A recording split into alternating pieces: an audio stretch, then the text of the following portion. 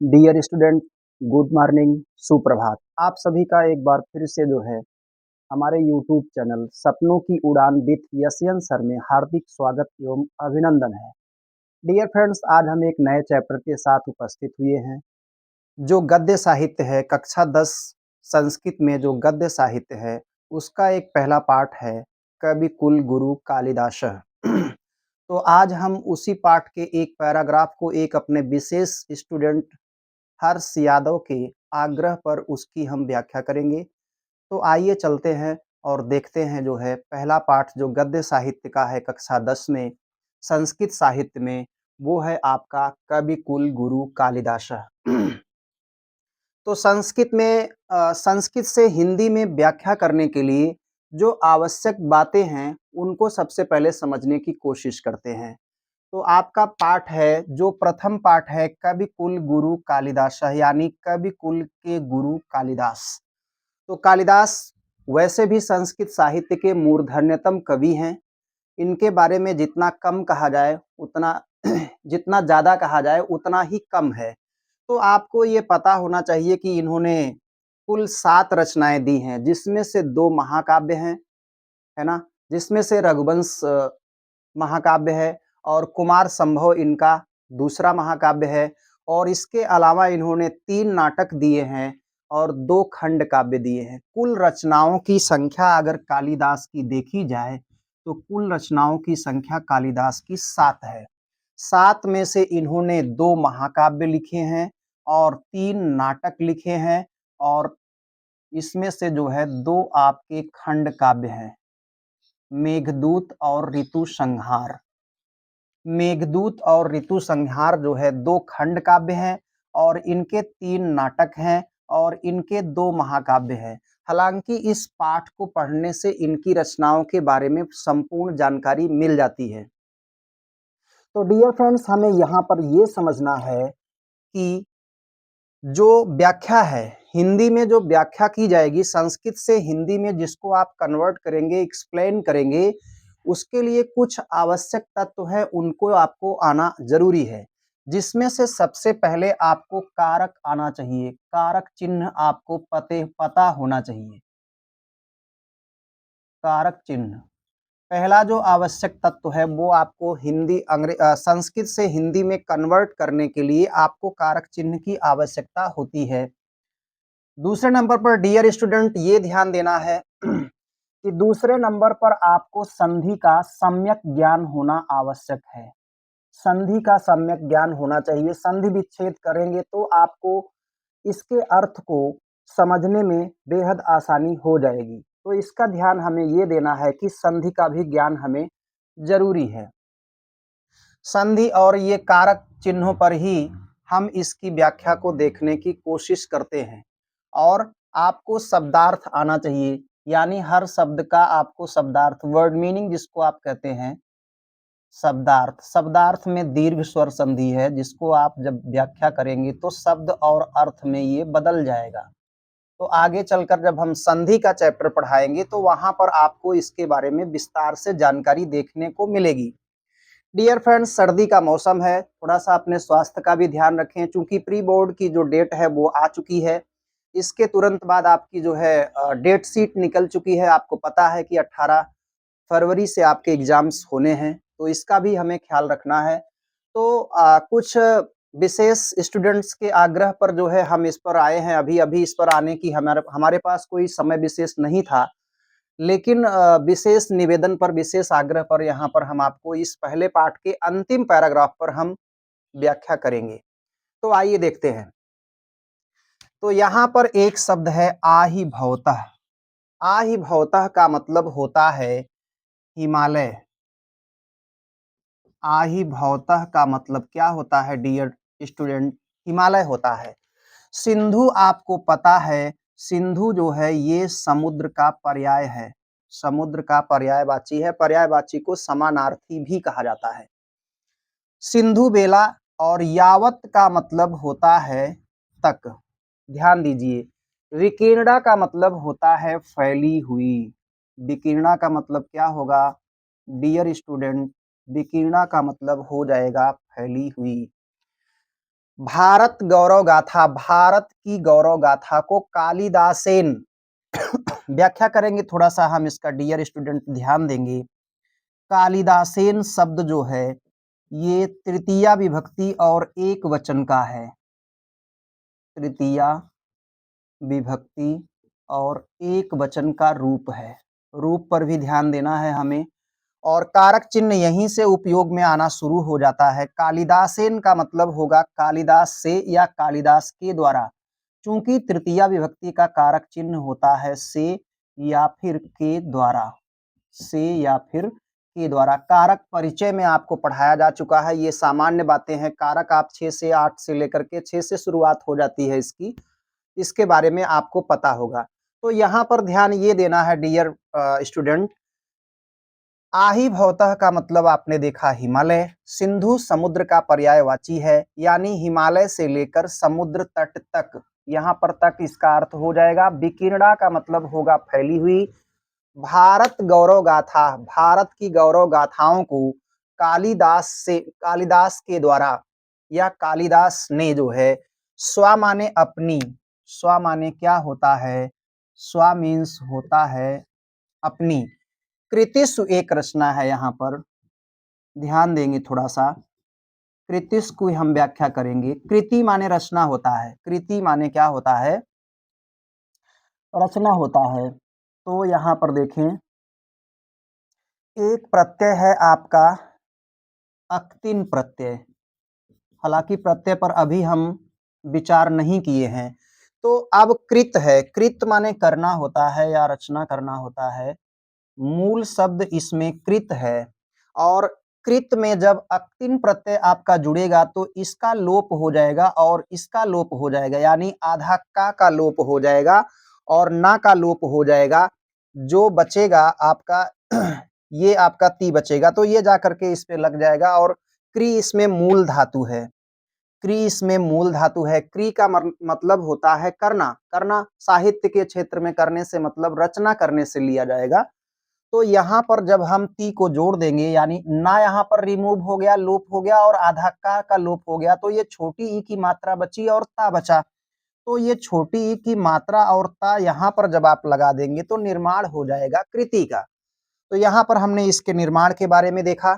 और कृतिस्व में हम अगर देखना चाहें तो कृतिस्व में जो है सप्तमी विभक्ति और बहुवचन का रूप है। सप्तमी विभक्ति और ये बहुवचन का रूप है। रचनाओं में जिसका अर्थ क्या हो जाएगा, रचनाओं में उपनिबद्धा का मतलब निबद्ध किया है। अब इस पूरी लाइन को देखेंगे, हिमालय से लेकर समुद्र तट तक, विकीर्णा का मतलब फैली हुई और भारत गौरव गाथा का मतलब भारत की गौरव गाथा को कालिदास के द्वारा, यहाँ पर तृतीया विभक्ति है तो से के द्वारा, या तो से अर्थ लिया जाएगा या के द्वारा, कहीं कहीं पर से लिया जाता है जहां पर उपयुक्त होता है और कहीं कहीं पर के द्वारा लिया जाता है। तो यहाँ पर क्या हो जाएगा, कालिदास के द्वारा, स्व माने अपनी, कृतिस्व माने रचनाओं में। कृतिस्व का मतलब डियर स्टूडेंट ध्यान दें, कृतिस्व का मतलब होता है रचनाएं।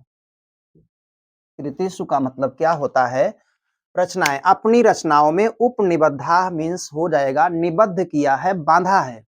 तो इसका अर्थ क्या हो जाएगा, आहि भवताः सिंधु बेलायाम यावत विकीर्णा भारत गौरव गाथा कालिदासेन स्वाकृतिस्व उपनिबद्धा, यानी हिमालय से लेकर समुद्र तट तक फैली हुई, विकीर्णा का मतलब आपने देखा यहाँ पर लिखा भी गया है कि फैली हुई भारत की गौरव गाथाओं को कालिदास के द्वारा अपनी रचनाओं में निबद्ध किया गया है, अपनी रचनाओं में निबद्ध किया गया है। अब यहाँ पर देखिए इनकी कुछ रचनाओं का उल्लेख किया गया है।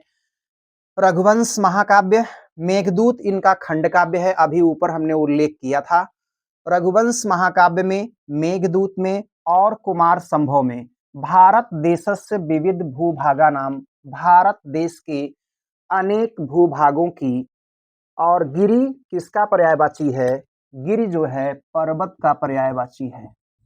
गिरि किसका पर्यायवाची है, पर्वत का पर्यायवाची है। कानन किसका पर्यायवाची है, कानन जो है वन का पर्यायवाची है। गिरि कानन आदि नाम, यानी पर्वत वन आदि का यादृक मीन्स होता है जिस प्रकार का।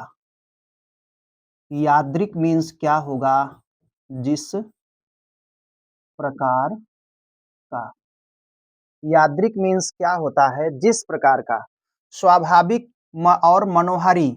स्वाभाविक नेचुरल। स्वाभाविक और मनोहारी चित्रण लभ्यते माने होता है प्राप्त होता है। लभ्यते जो है ये ध्यान दे डियर स्टूडेंट, प्यारे विद्यार्थियों, लभ धातु है। कौन सी धातु है? लभ धातु है, जिसका मायने होता है प्राप्त करना, जिसकी मीनिंग होगी प्राप्त करना। ये लभ्यते शब्द जो है आत्मनेपदी धातु में है। धातुएं दो प्रकार की होती हैं, आत्मनेपदी और परस्मैपदी। जब हम वाच्य प्रयोग देखेंगे तो उसमें आपको आत्मनेपदी धातु की आवश्यकता होती है। तो आत्मनेपदी धातु का प्रयोग आप जो है कर्मवाच्य और भाववाच्य में देखने को मिलता है। तो यहाँ पर लभ्यते माने मिलना हो जाएगा। तो फिर से देखें, रघुवंश महाकाव्य, मेघदूत नामक खंडकाव्य, कुमार संभव नामक महाकाव्य में भारत देश के विविध भूभागों, पर्वतों, वनों इत्यादि का जिस प्रकार का स्वाभाविक और मनोहारी चित्रण प्राप्त होता है। फिर से यहाँ देखें, स्व एक शब्द आया है। शुरुआत में यहाँ पर आपने देखा स्व का मतलब अपना, अपनी और अपने हो जाएगा। तो यहाँ पर देखें डियर फ्रेंड्स, स्व का मतलब अपना हो जाएगा। एक शब्द इसमें आया है चक्षुषा। एक शब्द इसमें आया है चक्षुषा। चक्षु किसका पर्यायवाची है? चक्षु नेत्र का पर्यायवाची है। किसका पर्यायवाची है? नेत्र का। तो ये चक्षुषा शब्द जो रूप में बनेगा वो किस में जाकर के बन जाएगा? ये आपका तृतीया विभक्ति और एक वचन का रूप बन जाएगा। चक्षुषा शब्द जो है, चक्षु किसका पर्यायवाची है? डियर स्टूडेंट ध्यान दें, चक्षु नेत्र का पर्यायवाची है और जब ये तृतीया विभक्ति और एक वचन में रूप में जाएगा तो बन जाएगा आपका चक्षुषा। और ये जो यस की तरह अंग्रेजी का आप चिन्ह देख रहे हैं, ये चिन्ह जो है पूर्व रूप संधि का उदाहरण है। ये वाला चिन्ह, इसको जो है अवग्रह चिन्ह के नाम से भी जानते हैं। इस वाले चिन्ह को अवग्रह चिन्ह भी कहा जाता है। और ये संधि कौन सी बनाता है? ये संधि आपकी बनाता है पूर्व रूप संधि। किस संधि का निर्माण करता है? ये शब्द पूर्व रूप संधि का निर्माण करता है।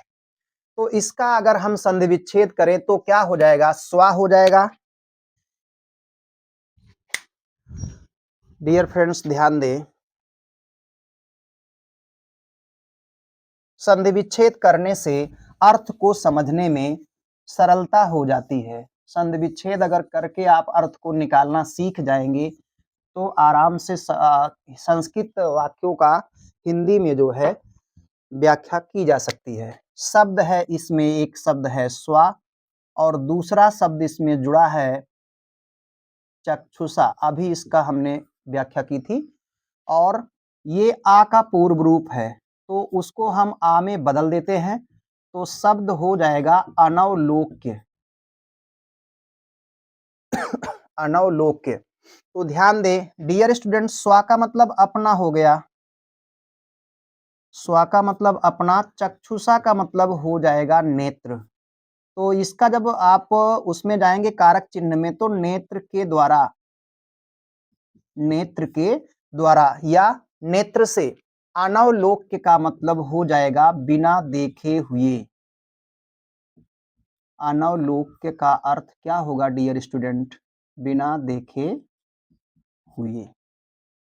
तो इसका मतलब हो गया कि रघुवंश महाकाव्य में, मेघदूत नामक खंडकाव्य में और कुमार संभव नामक महाकाव्य में भारत देश के विविध भूभागों, पर्वतों, वनों इत्यादि का जिस प्रकार का स्वाभाविक और मनोहारी चित्रण प्राप्त होता है, स्वचक्षुषा अनवलोक्य, अपनी आंखों से बिना देखे हुए, अपने नेत्रों से बिना देखे हुए, तद माने वह, असंभवम अस्ति, जो तद संभवम अस्ति लिखा है, इसका अगर हम संधि विच्छेद करेंगे तो इसका संधि विच्छेद हो जाएगा तत् असंभवम अस्ति, 3 भागों में ये टूट जाएगा, 3 भागों में ये टूट जाएगा। यहाँ पर संभवम है। डियर स्टूडेंट, आपको पता है कि जिस वर्ण पर किसी भी स्वर की मात्रा नहीं होती है उसमें आ वर्ण छुपा रहता है। तो हमने इसी माँ से जो है यहाँ पर हलंत लगा करके आ वर्ण को निकाला, तो ये अस्ति बन गया। तद माने वह, तद की मीनिंग हो जाएगी वह, असंभवम का मतलब हो जाएगा असंभव, इम्पॉसिबल, असंभव, और अस्ति की मीनिंग हो जाएगी है, यानी वह असंभव है। यानी रघुवंश में, मेघदूत में और कुमार संभव में भारत देश के विविध भूभागों, पर्वतों, वनों इत्यादि का जिस प्रकार का स्वाभाविक और मनोहारी चित्रण प्राप्त होता है वह अपनी आंखों से बिना देखे संभव नहीं है, या वह अपनी आंखों से बिना देखे असंभव है, ऐसा कह सकते हैं। फिर आगे देखें डियर स्टूडेंट, तथा विधम, तथा माने होता है उस, और एक शब्द इसमें जुड़ा हुआ है विधम। तथा का मतलब हो जाएगा उस, और विधम का मतलब हो जाएगा प्रकार, उस प्रकार का। तस्य माने उनका, ये तस्य जो है तद का पुल्लिंग में रूप बनेगा। तद एक शब्द रूप है, तद एक शब्द रूप है, इसके रूप जो है तीनों लिंगों में चलते हैं, यानी इसके रूप पुल्लिंग में भी चलेंगे, इसके रूप स्त्रीलिंग में भी चलेंगे, इसके रूप नपुंसक लिंग में भी चलेंगे। तो ये पुल्लिंग का रूप है, और षष्ठी विभक्ति और एक वचन में जब जाएंगे आप तो वहां पर आपको तस्य मिलेगा, तस्य तयो तेषाम। तो यहाँ पर आपको देखने को मिलेगा तस्य देश प्रेम, यानी उस प्रकार का उनका देश प्रेम, उनके काव्य के उत्कर्ष। यहाँ पर एक ध्यान देना है, संधि भी हमें देखते हुए चलना है, क्योंकि कोई भी शब्द आपका संधि के रूप में उठाया जा सकता है, तो आपको पता होना चाहिए। सवाल कहीं से भी हो सकता है, काव्योत्कर्ष, तो इसमें हम संधि को जानेंगे और इसको यहाँ पर हम सिद्ध करके देखेंगे। इसका जब हम संधि विच्छेद करेंगे तो हो जाएगा काव्य धन उत्कर्ष। उत्कर्ष किसे कहते हैं? उत्कर्ष श्रेष्ठता को कहते हैं। उत्कर्ष किसे कहते हैं? उत्कर्ष श्रेष्ठता को कहते हैं, यानी काव्य की श्रेष्ठता या काव्य का श्रेष्ठ। तो यहाँ पर संधि विच्छेद ये हो गया। हमने अभी आपको बताया कि जिस वर्ण पर किसी भी स्वर की मात्रा नहीं होती है उसमें आ छुपा होता है। तो यहाँ से हम इसको सिद्ध करने की कोशिश करेंगे स्टेप बाय स्टेप। यहाँ से हमने आ को निकाल करके ब्रैकेट में रखा। ये आपका उत्तर पद है। उत्तर पद का जो पहला वर्ण है उसको हमने ले लिया और जो बचा है उसको उसी स्टेप में हमने लिख लिया। अब हमारा इसी ब्रैकेट वाले भाग के अंदर जो है संधि होनी है। तो आपको पता है ये गुण संधि का उदाहरण है। तो आ धन उ को मिलाएंगे तो डियर फ्रेंड्स क्या बनेगा, क्या परिवर्तन होगा? तो आ धन उ को जब आप मिलाएंगे, जोड़ेंगे, तो आपका इस तरह से परिवर्तन होगा। अब हम सभी शब्दों को अगर जोड़ देते हैं तो काव्योत्कर्ष सिद्ध हो जाता है। इस ओ की मात्रा को हम या पर लगाएंगे तो ये हलंत हट जाएगा। तो ये ऐसे हो जाएगा, यहाँ पर जो बचा था यहाँ पर ला करके हम अगर जोड़ देते हैं तो सिद्ध हो जाएगा काव्योत्कर्ष। तो उत्कर्ष मीन्स आपको हमने बताया, उत्कर्ष मीन्स होता है श्रेष्ठ।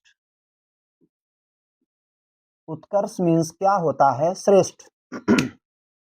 उस प्रकार का उनका देश प्रेम, उनके काव्य की श्रेष्ठता को समुद्र डड़यत मीन्स होता है मजबूत बनाना या दृढ़ बनाना। यानी उस प्रकार का उनका देश प्रेम उनके काव्य के उत्कर्ष को या उनके काव्य की श्रेष्ठता को मजबूत बनाता है।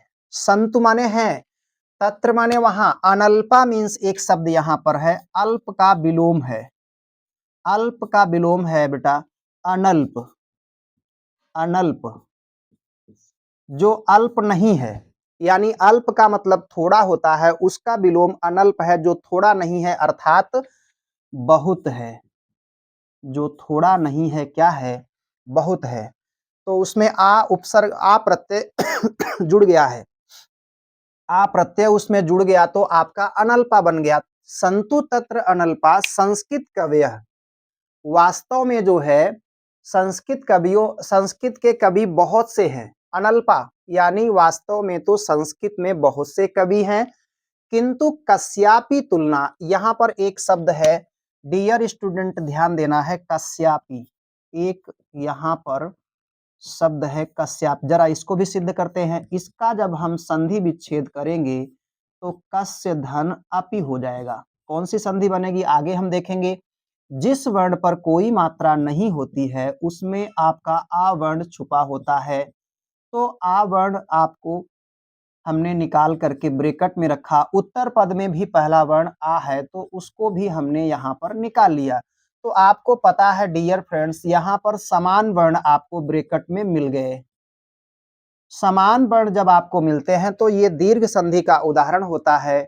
और दीर्घ संधि में आपने पढ़ा है कि इसका सूत्र है अकः सवर्णे दीर्घ, यानी एक इसमें प्रत्याहार अक आएगा। तो अक में आने वाले वर्ण जो है आपके, अगर वही दूसरी तरफ भी मिल जाते हैं तो उन वर्णों का दीर्घ हो जाता है। तो ये दोनों वर्ण मिल जाएंगे तो इस तरह से इनका दीर्घ हो जाएगा। तो इस बड़े आ की मात्रा को अगर हम या पर लगा दें तो हलंत हट जाएगा, और उधर से पी को जोड़ दें तो ये सिद्ध हो जाएगा कश्यापी। और कश्याप की जो मीनिंग होगी किसी से भी नहीं, किसी से भी नहीं हो जाएगा डियर स्टूडेंट। तो यहाँ पर ये ध्यान देना है कि संतु तत्र अनल्पा संस्कृत कवय। वास्तव में जो है संस्कृत कवि बहुत से हैं, किंतु कश्यापी किसी से भी नहीं। कालिदासेन माने कालिदास की, साम्यम माने समानता, ना माने नहीं है, अस्ति माने है। ना माने नहीं और अस्ति माने है। तो यहाँ पर ना धन अस्ति हो जाएगा। तो यहाँ पर भी कोई मात्रा नहीं है तो हम आ को निकालेंगे, उधर से भी आ को निकालेंगे, जो बच रहा है उसको वैसे लिखेंगे। तो बड़ा आ यहाँ पर निर्माण हो जाएगा। छोटा आ और छोटा आ मिलकर के बड़ा आ होता है। आप ये संधि का नियम है और ये समान वर्ण उसमें जुड़ते हैं। बड़े आ की मात्रा को हम ना पर लगा दें, उधर से जो बचा है उसको लिख दें तो नास्ति सिद्ध हो जाता है। तो देखें यहाँ पर संतु तत्र अनल्पा संस्कृत कवि। वास्तव में संस्कृत में बहुत से कवि हैं, किंतु किसी की भी तुलना जो है या समानता कह लीजिए, किसी की भी समानता कालिदास से नहीं है। साधु उक्तम केनचित, केनचित माने किसी, केनचित की मीनिंग हिंदी में क्या होगी, किसी। साधु उक्तम, एक यहाँ पर वर्ण आया है साधु उक्तम। तो आइए जरा सा हम इस वर्ण पर भी चर्चा कर लेते हैं कि ये कैसे हुआ है, या व्याकरणिक नियम क्या यहाँ पर प्रयोग हुआ कि साधु उक्तम सिद्ध हो जाएगा। तो डियर फ्रेंड्स, यहाँ पर हमें यही देखना है कि ये शब्द का निर्माण जो है व्याकरणिक दृष्टिकोण से किस तरह से हुआ है। आइए देखते हैं। तो यहाँ पर देखें, एक शब्द है आपका साधुक्तम। संधि को भी ध्यान देते चलेंगे क्योंकि कहीं से भी सवाल हो सकता है बोर्ड परीक्षा में। इसका संधि विच्छेद, संधि का मतलब क्या होता है? संधि का मतलब दो अर्थों में होता है। एक ऐतिहासिक दृष्टिकोण से अगर देखा जाए तो वहां पर संधि का मतलब होता है समझौता। समझौता किस में होता था ऐतिहासिक युग में? दो राजाओं के दो विचारों में समानता होती थी। तो वहां पर दो विचार जब मिलते थे तो दो विचारों का जो मसौदा तैयार किया जाता था वो संधि कहलाती थी। लेकिन यहाँ पर जो साहित्य के क्षेत्र में अगर संधि की हम मीनिंग को समझना चाहें तो साहित्य के क्षेत्र में संधि की मीनिंग है जोड़। किसका जोड़? दो वर्णों का जोड़, शब्दों का नहीं, शब्दों का नहीं, दो वर्णों का जोड़ होता है, दो वर्णों का मिलन होता है। तो यहाँ पर संधि का मतलब जोड़ हो जाएगा। तो यहाँ पर जो संधि विच्छेद होगा, साधु धन उक्तम, उक्तम माने कहा गया है, साधु धन उक्तम। तो यहाँ पर देखें, छोटे ऊ की मात्रा, जिसकी मात्रा रहेगी वही यहाँ पे निकल जाएगा और जो वर्ण बचेगा उस पर हलंत लगेगा। इधर से ऊ निकल जाएगा, जो बचा है उसको हम उसी स्टेप में लिखते हैं। तो डियर फ्रेंड्स, ये आपको पता है कि समान वर्ण जुड़ जाते हैं। अभी एक और संधि इसमें आपने देखा था, तो छोटा ऊ और छोटा ऊ मिलकर के बड़ा ऊ हो जाएगा। तो इस तरह से हो गया। तो बड़े ऊ की मात्रा को हम धा पर लगा दें और इधर से जो बचा है उसको जोड़ दें तो सिद्ध हो जाता है साधुक्तम। साधुक्तम माने ठीक ही कहा है, केनचित माने किसी, कालिदास अनुरागिणा, कालिदास से प्रेम करने वाले ने, किसी ने जो है किसी कालिदास से प्रेम करने वाले व्यक्ति ने ठीक ही कहा है। क्या कहा है? नीचे श्लोक में 2 लाइनें दी गई हैं। पुरा माने प्राचीन काल में, पुरा मीन्स क्या हो जाएगा? पुरा मीन्स हो जाएगा प्राचीन काल। पुरा मीन्स क्या हो जाएगा? प्राचीन काल। प्राचीन काल में कवि नाम षष्ठी विभक्ति बहुवचन का रूप बन जाएगा। यानी प्राचीन काल में कवियों की गणना के प्रसंग में, प्राचीन काल में कवियों की गणना के प्रसंग में कनिष्ठिका, कनिष्ठिका उंगली जो है आपकी उंगलियों में सबसे छोटी उंगली मानी जाती है। कनिष्ठिका ये जो है उंगली है आपकी, सबसे छोटी उंगली कह सकते हैं इसको, और कह क्या सकते हैं? है, सबसे छोटी है। कनिष्ठिका अधिष्ठित, इसका जब संधि विच्छेद करेंगे तो एक शब्द इसमें निकल कर आएगा अधिष्ठित। अधिष्ठित का मतलब होता है स्थित होना। अधि उपसर्ग है, तिष्ठ धातु है। अधि उपसर्ग है और तिष्ठ धातु है। तिष्ठ का मतलब स्थिर होना, स्थित होना। कालिदासा जान ही रहे हैं आप। अद्यापि को भी समझ सकते हैं व्याकरणिक दृष्टिकोण से, तो इसका हो जाएगा अद्य धन अपि। तो ये दीर्घ संधि का उदाहरण है। आज भी यहाँ पर एक बड़ा शब्द मिल रहा है, इसकी व्याख्या करना बेहद आवश्यक हो जाता है। तो आइए हम इस बड़े शब्द को व्याख्या करके छोटे-छोटे टुकड़ों में बांटकर इसके अर्थ को समझने की कोशिश करते हैं।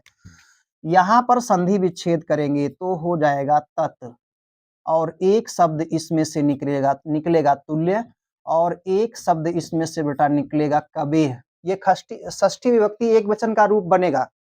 कबेह जो है किस विभक्ति का रूप बनेगा? कबेह जो है षष्ठी विभक्ति एक वचन का रूप बनेगा, और इसमें एक शब्द निकलेगा अभावात, एक शब्द निकलेगा अभावात, और एक शब्द इसमें निकलेगा अनामिका, एक शब्द निकलेगा अनामिका। अनामिका भी एक उंगली का नाम है। जैसे यहाँ पे कनिष्ठिका, देखिए 5 उंगलियां हैं आपकी, ये आपका जानते हैं अंगूठा है। आपको इससे जो है हमें लाइक भी करना है, तो इस चीज का ध्यान रखें कि आप इससे लाइक भी करते रहें, शेयर भी करते रहें, हमारी एनर्जी को आप बढ़ाते रहें, ताकि आपके लिए हम नई नई जानकारियों को लेकर आ सकें जो है। तो ये आपका अंगूठा है। इसके बाद तर्जनी है, जिससे आप धमकी देते हैं, थ्रेटन करते हैं। ये हमेशा इस उंगली का इस्तेमाल करते रहते हैं, तो इसका ध्यान रखें कि ये आपको इसको कहते हैं तर्जनी। और इसके बाद ये जो उंगली है आपकी, ये मध्यमा है, ये बीच की उंगली है, इसलिए इसको मध्यमा कहा गया। उसके बाद बारी आती है इस उंगली की जो है, ये वाली उंगली जो है, जो आपकी मध्यमा के बाद आती है। मध्यमा के बाद जो आती है इसको अनामिका कहा गया। अनामिका आधन नाम धन इका, आधन नाम धन इका, आधन नाम धन इका। तो आपका सिद्ध हो जाएगा अनामिका, अर्थात जिसका कोई नाम नहीं है, जिसका कोई नाम नहीं है उसको क्या नाम दिया गया? अनामिका दिया गया। उसके बाद आपकी आती है ये आपकी कनिष्ठिका, आती सबसे छोटी उंगली। तो यहाँ पर अनामिका के बारे में आपको एक तथ्य ये भी बता दें, अनामिका जो है सूर्यकांत त्रिपाठी निराला की एक महत्वपूर्ण रचना भी है। अनामिका, अनामिका बड़ी ही सुंदर रचना है सूर्यकांत त्रिपाठी निराला। आपको पता है सूर्यकांत त्रिपाठी निराला के बारे में? 1896 में जिनका जन्म हुआ था, और महिषादल मेदिनीपुर, महिषादल मेदिनीपुर पश्चिम बंगाल में जिनका जन्म हुआ था। बड़े ही शानदार कवि रहे हैं, आप इन्हें पढ़े। तो अनामिका उनकी रचना भी है। सार्थवती माने सफल सिद्ध होती है। बभूव जो है ये आपका लिंग एक लकार है जो है, जिसमें 10 लकारों में से एक लिंग लकार है। जब बात बहुत समय बीत जाती है, लंबा समय अंतराल हो जाता है, पास्ट टेंस की बात को दिखाना रहता है, तो वहां पर हम इस तरह के रूप का इस्तेमाल करते हैं। तो आइए समझते हैं। पूरा कवि नाम गणना प्रसंगे, पहले यानी प्राचीन काल में कवियों की गणना के प्रसंग में कालिदास कनिष्ठिका उंगली पर स्थित थे। अधिष्ठित का मतलब होता है स्थित होना। कालिदास जो है कनिष्ठिका उंगली पर स्थित थे। अद्यापि माने आज भी, तत् माने उनके। यहाँ पर अर्थ को भी देख लें, संधि विच्छेद तो करके हमने आराम से समझ लिया। आज भी तुल्य का मतलब हो जाएगा, तुल्य का मतलब समान, समानता दिखाने के लिए आता है ये।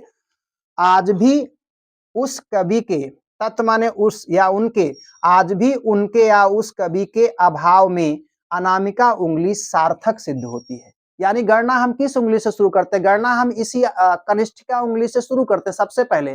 तो कालिदास आज भी उनके समानता में संस्कृत में कोई कवि ना मिलने के कारण ये वाली उँगली यानी आपकी जो है अनामिका उँगली आज भी सार्थक सिद्ध होती है। तो डियर फ्रेंड्स, हम वीडियो में और कुछ लंबा ना करके जो है यहाँ पर हम विराम देना चाहेंगे। तो विराम देने से पहले आइए हम थोड़ा-सा हम रिवीजन कर लेते हैं। तो आज हमने देखा विशेष आग्रह पर एक स्टूडेंट हर्ष यादव, आदित्य पांडे और अंश पांडे, इन लोगों के आग्रह पर हमने इस वाले लेसन का जो गद्य साहित्य का पहला भाग है, उसका जो है हमने अंतिम पैराग्राफ को व्याख्या करने की कोशिश की और आशा करते हैं कि आप समझे भी होंगे। फिर से जरा रिवीजन करते हैं। आहि भवताम भवताः सिंधु बेलायाम यावत विकीर्णा भारत गौरव गाथा कालिदासेन स्वकृतिषु उपनिबद्धा, यानी हिमालय से लेकर के समुद्र तट तक फैली हुई भारत की गौरव गाथाओं को कालिदास ने अपनी रचनाओं में निबद्ध किया है। निबद्ध करने का मतलब बांधा है। रघुवंश में, मेघदूत में और कुमार संभव में भारत देश के विविध भूभागों, पर्वतों, वनों इत्यादि का जिस प्रकार का स्वाभाविक और मनोहारी चित्रण प्राप्त होता है, अपनी आंख से देखे बिना वह असंभव है। तद असंभवम अस्ति तथाविधम तस्य देश प्रेम तस्य काव्योत्कर्ष समुद्रयति, यानी उस प्रकार का उनका देश प्रेम उनके काव्य की उत्कर्षता को यानी उनके काव्य की श्रेष्ठता को मजबूत बनाता है। वास्तव में संस्कृत में बहुत से कवि हैं, किंतु किसी की भी तुलना कालिदास से नहीं है। साधु उक्तम केनचित कालिदास अनुरागिणा, यानी कालिदास से प्रेम करने वाले किसी प्रेमी ने कहा है, ठीक ही कहा है। क्या कहा है? पूरा माने प्राचीन काल, कवि नाम माने कवियों की, गणना माने गणना और प्रसंगे माने प्रसंग में। प्राचीन काल में कवियों की गणना के प्रसंग में कालिदास कनिष्ठिका उँगली पर स्थित थे। अद्यापि माने आज भी तत्तुल्य कवेह अभावात अनामिका सार्थवती बभूव, आज भी उस कवि की अभाव में, उस कवि के समान, आज भी उसके समान उस कवि के अभाव में जो है अनामिका उँगली जो है सार्थक सिद्ध होती है। तो डियर फ्रेंड्स, यहाँ पर हम अपनी वाणी को इस क्लास में विराम देंगे। तो आपसे निवेदन है कि इस जानकारी को आप शेयर करें, ऐसे विद्यार्थियों तक पहुँचाएँ जो इसका लाभ अधिक से अधिक लोग उठा सकें। तो आज के लिए इतना ही, मिलते हैं नेक्स्ट वीडियो में। आप वीडियो को शेयर करें, लाइक करें ताकि अधिक से अधिक स्टूडेंट लाभान्वित हो सकें। धन्यवाद।